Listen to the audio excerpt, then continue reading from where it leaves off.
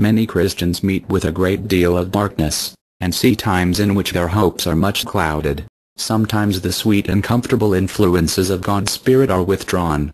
God withdraws His Spirit from them, their light goes out, and the evidences of their piety grow dim and obscure.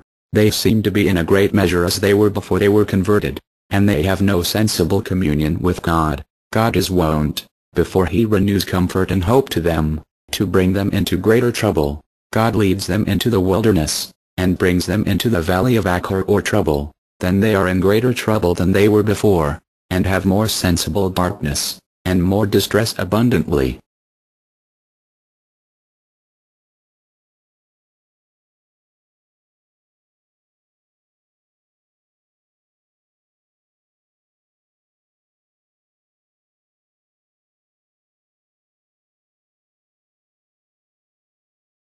God has a design of mercy to them. It is His manner before He bestows true hope and comfort on them, to bring them into trouble, to distress them, and spoil their ease and false quietness, and to rouse them out of their old resting and sleeping places, and to bring them into a wilderness.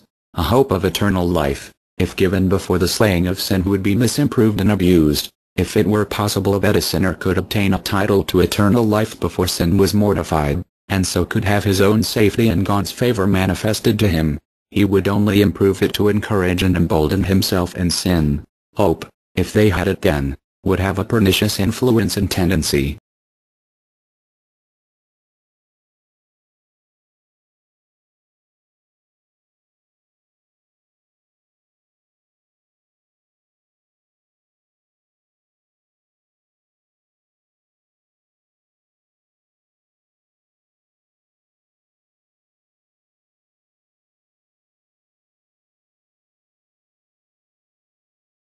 Till sin is slain they stand in need of fear to restrain sin. If fear were once gone before sin is slain, they would soon run into all manner of wickedness and without restraint. And so Christians themselves, while they are in corrupt frames, stand in need of fear to restrain sin, and therefore God has wisely ordered it, that at such times their evidences should be darkened and their hopes clouded, that they may have fear when love is not awake to restrain them. When sin is thus slain, then God is wont to open a door of hope, a door through which there flashes a sweet light out of heaven upon the soul.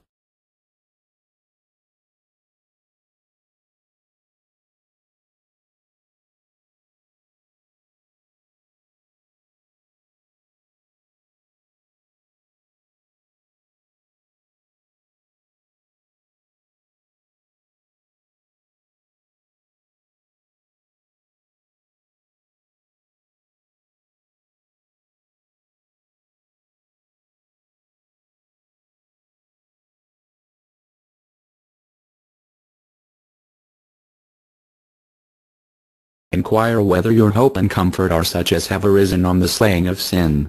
If your hope is that which you obtained before this, you obtained it too soon, and had better be without it than with it. It is impossible in its own nature that any should have spiritual light and comfort before sin is mortified. If sinners had comfort while sin is in reigning power, it could not be spiritual comfort, and as there can be no spiritual comfort without a degree of mortification of sin, in those in whom sin is mortified, spiritual comfort cannot be any more than in proportion as sin is mortified.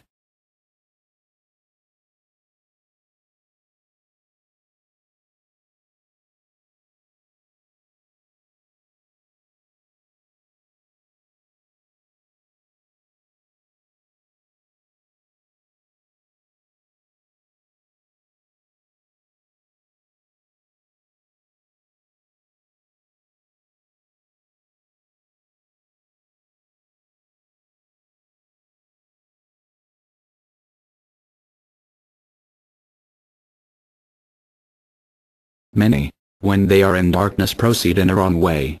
They wonder what the cause is that they are so in the dark. They verily thought in time past that they were right, and that they had experienced the right work of God's Spirit on their hearts, and thought that they were the children of God, but now God hides His face from them, and they wonder what is the matter. Sometimes they almost conclude that it is because they are not the children of God.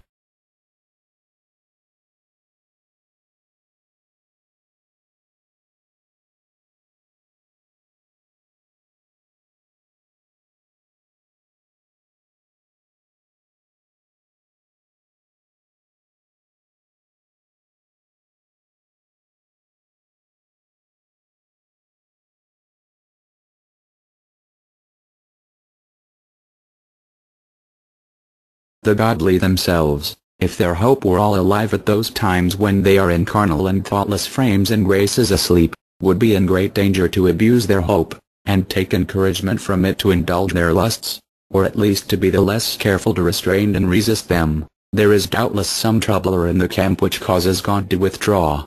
They pray to God to renew His comforts to them, and spend much time, and they ought to pray.